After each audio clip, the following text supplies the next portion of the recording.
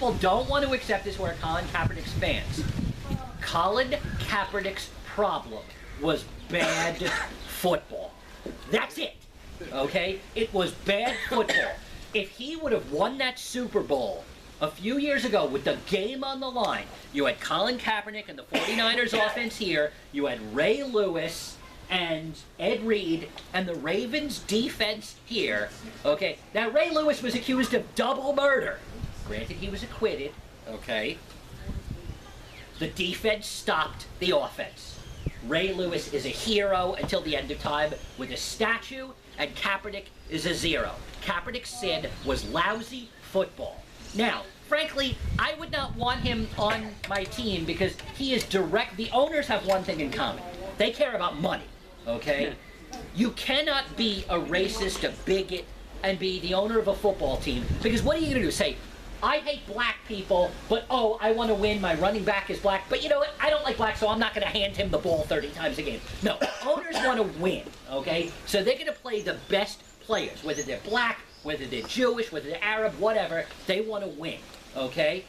But the thing about it is that owners also want money, and the Ray Rice scandal, him punching his wife, did not dent the NFL's ratings. The concussion scandal did not dent the NFL's ratings. The NFL looked invincible. What dented the NFL's ratings was when a lot of conservative Republicans stopped watching because they were angry over people and the way they were treating the national anthem. And the NFL is a very conservative Republican league, okay? It's football. It's violence, okay? You have to know your audience. The NBA is pretty liberal, okay? NASCAR is conservative. The NFL is closer to NASCAR. It's a conservative Republican viewing populace overall, or at least more conservative than the overall public.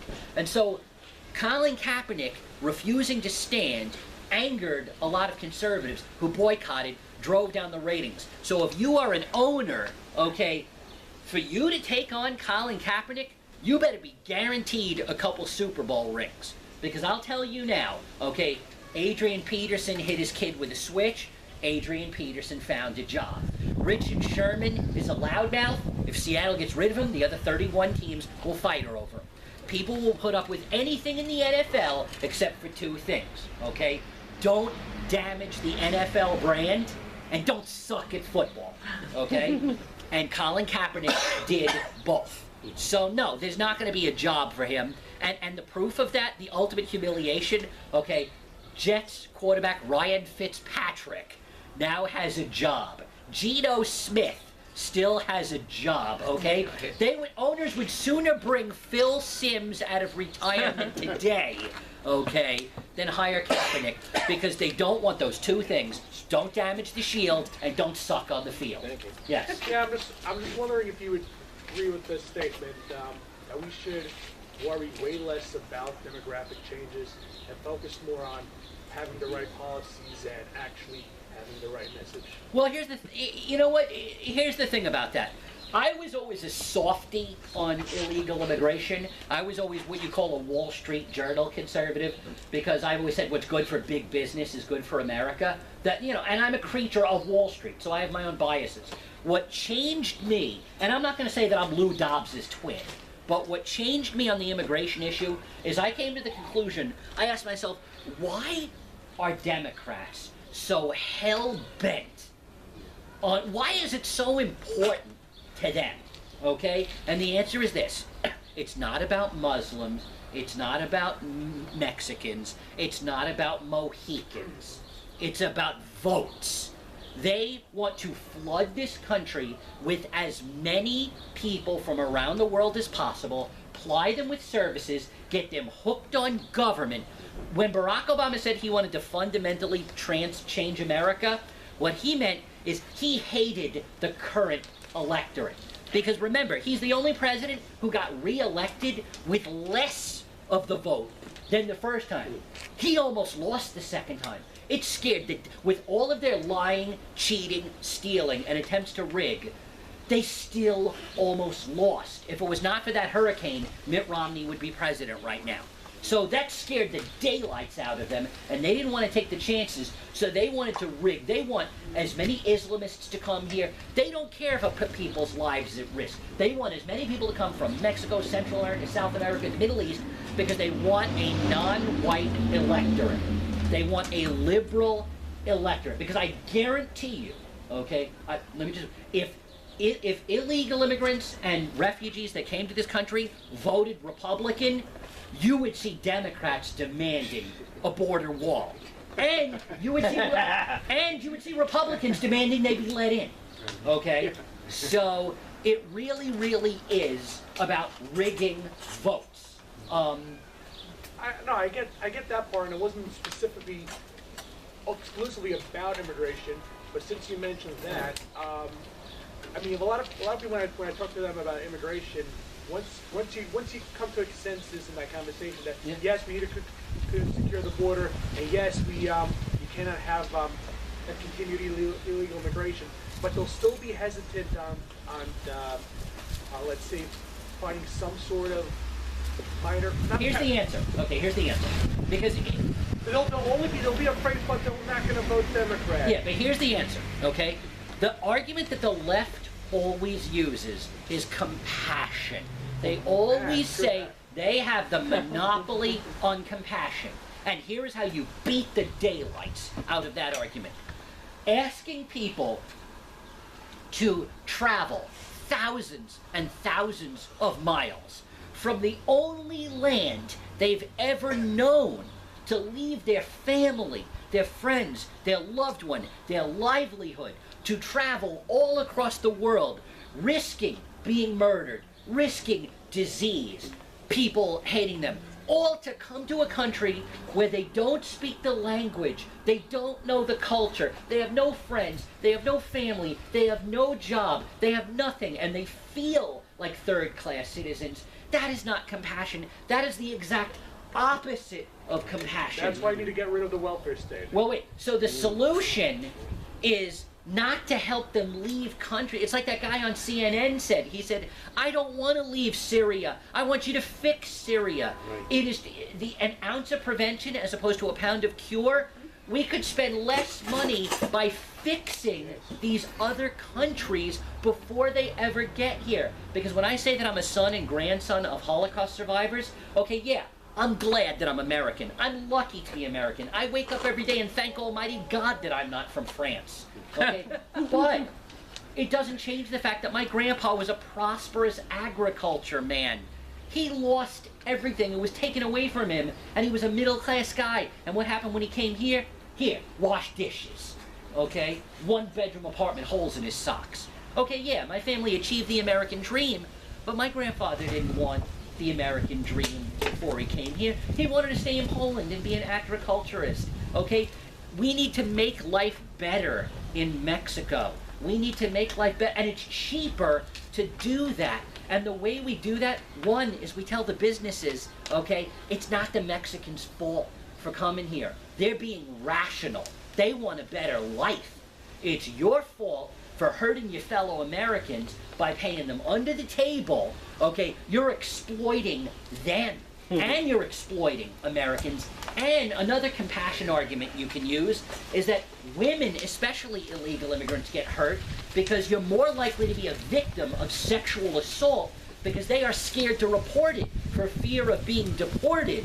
So, and there are people who prey on illegal immigrants, not just for sexual assault, but for financial scams. So imagine being a hardworking Mexican who comes here, yeah, illegally, works hard, and then gets suckered out of all his money, and he has nothing.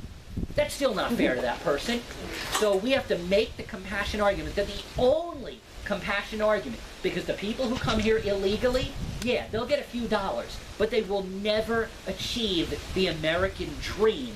They will be cheated out of that. The people who come here legally can get the American dream, and so you have to make that argument, that the compassionate thing to do is say you must come here legally, but when you come here legally, you will have a chance at riches beyond your wildest dreams. And if you do that, I guarantee you that second and third generation Mexicans will be burning Nancy Pelosi's picture in effigy and saying, stop raising my taxes. So, one or two more, yes, And sir. isn't another part of that equation, what does the unlimited immigration do to the standard of living in America and to those wages Sure, levels? sure. And the thing is, well, what Barack Obama, he tried to make an argument. How do you, and this applied not just to immigration but to healthcare, how do you have more people in the same square miles with the same amount of money and have people's lives be better? And with healthcare, how do you give more of anything to more people and have it cost less? Okay, it's not doable, okay? And I'm glad that people are living longer and longer, but the truth is that the only way the Democrats' plans could work is massive deaths, okay? And there's not enough abortions, there's not enough euthanasia, there's not enough everything. Okay, people are still having babies, so the bottom line is if the quality of life is better in other countries, they won't want to be here. They will want to stay where they are. I believe in free and fair trade, and by increasing the quality of life around the globe, it will not decrease ours. But if we try to just take everybody, why don't we just take in all 7 billion people? Okay, because really that's what they want to do. And the reason why they want to do it is so that they can collapse the system. Demographic Ponzi scheme. Yep, democratic Ponzi scheme. They want to collapse the system so that they can then replace it with their system. And our answer is to say no, because the thing is that people who come here from other countries legally, they worship that flag, and they know more about civics than kids who are born here will ever know. You want to see patriotic people? Go to Marco Rubio's family, go to Ted Cruz's family, where they worship that flag every single night. So the solution is to show Democrats for what they are, malevolent. They are malevolent. They have utter contempt for people. They told the voters in 2016, go screw yourselves. And enough voters said no. And so what we need to do is just make sure that we do our jobs. Because because we're in charge now. Nobody is going to listen to how awful they are. If we do our job, we win easily in 2020. Yes, ma'am. Okay, first just a statement. The quality of life is actually not so great here, and the life expectancy under Obamacare has actually gone down for the first time in probably 200 years. So our quality of life really is under attack. But my question for you is, how do you feel about your safety? Speaking, do you go to college campuses, and have you had any Milo or I moments? don't back down, and the thing is that I get death threats. I've got 3 fatwas against me, one from a Palestinian group, one from the Daily Kos, and one from the National Organization for Women. And I told her flat out, lady, shut up. You had a drone flying over the... Oh, yeah. Us just a second ago, so... You know, it's my thing is this, is, you know, it's on April 15th, people were asking me if I was worried about the IRS, and I think I made more than a few people retch by saying, Liz Warren naked. Nothing else scares me. Okay. So, I think I ruined a few people's dinner with that. But the thing is Thanks, Eric. my attitude, and I tell them in the immortal words of George W. Bush, the dub, bring it on. Okay? I have a pair of brass knuckles. I am the most peaceful person in the world, unless, you know, there's a line in a Guns N' Roses song, if you have a hunger for what you see, take it eventually. You can have anything you want, but you better not take it from me. I have this small corner of the world. This is my little corner of the world. This is all I have.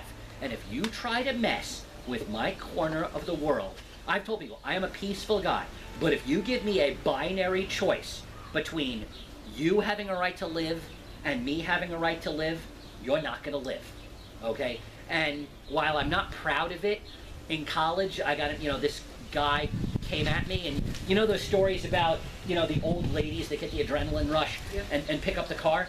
The guy was 6'1". I beat the crap out of him. And I probably couldn't do it if I wanted to or tried to. It was just adrenaline came over me. But the thing is when you fear for your life, it's like a cornered mouse. Yeah. So my thing is that they have pushed and pushed and pushed. And what they don't understand is that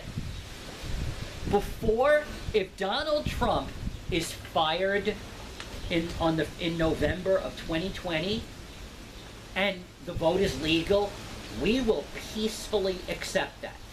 But if Donald Trump is removed any day before November of 2020, they are nuts if they think it is going to be peaceful, okay? They are crazy if they think that we're just going to allow them to overturn an election, okay? And by the way, they're stupid because they don't understand that if Trump goes, Mike Pence is far more conservative They're already than trying to build a case against him. And you know what? The problem is trying to build a case against Mike Pence. Okay, Mike Pence is a saint, okay?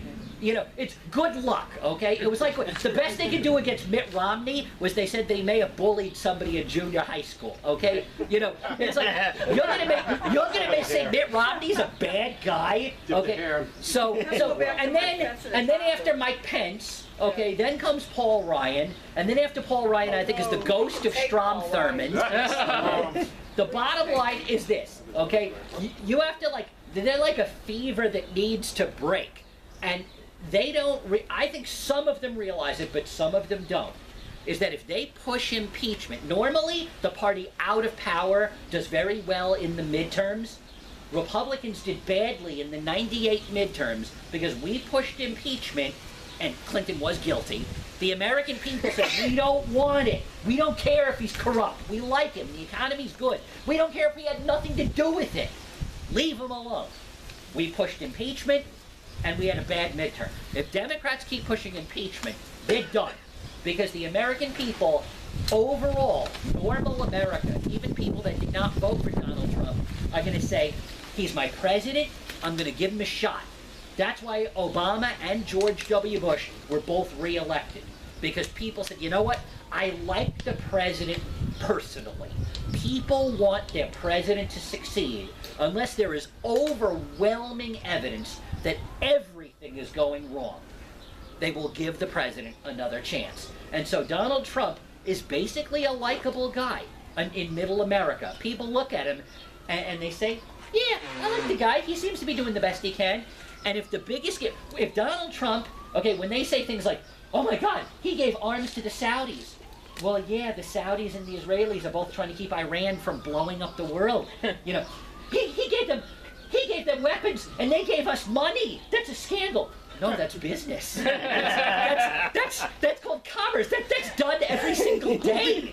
You know, oh my God, Donald Trump has 2 scoops of ice cream, and there's also 2 scoops of Kellogg's Raisin Bran. I mean, let them go insane. Let them have their meltdown, and we just act normal. Yes, sir. Okay. And then yes, Alan. Following up on what you said, the leftist tactic right now is fear. That's the big thing. Yeah. They think like the Handmaid's Tale, but that something like that, what Trump is doing is going to lead to that. Yeah. What do you say against that when they're trying to take middle America, the average person, and actually be afraid? Sure. Sure. Sure. Because every single time a Republican is elected, okay, there is fear that we're all going to die. Okay? Every single time. This is not unique to Donald Trump, okay? In fact, here is how you can easily debunk the Trump-Russia nonsense. Think about it. Let's start out with Donald Trump's flaws. Even those who defend him, and I defend him, know. Donald Trump, he can be erratic, okay? He definitely, sometimes he just gets something in his head, and then the moment passes. He has his temper tantrums, and then the moment passes. So Donald Trump, he is erratic. Donald Trump has never had an unexpressed thought. He has wanted every aspect of his life to be public. He's wanted you to know, this is what I'm doing, okay? He's the guy on Pico. I went to the mall today. I went to the food court. I went to Sparrows, okay? He wants you to know that. Okay, so now, Donald Trump is undisciplined, okay? So now, here is what the left is arguing. And they would all agree with everything I just said. They are saying that Donald Trump, who is undisciplined, erratic, and publicizes everything and anything, and has never had an unexpressed thought, is also a genius, criminal, secret mastermind, the man who cannot keep a secret, okay, had a secret plot, okay, to win the election.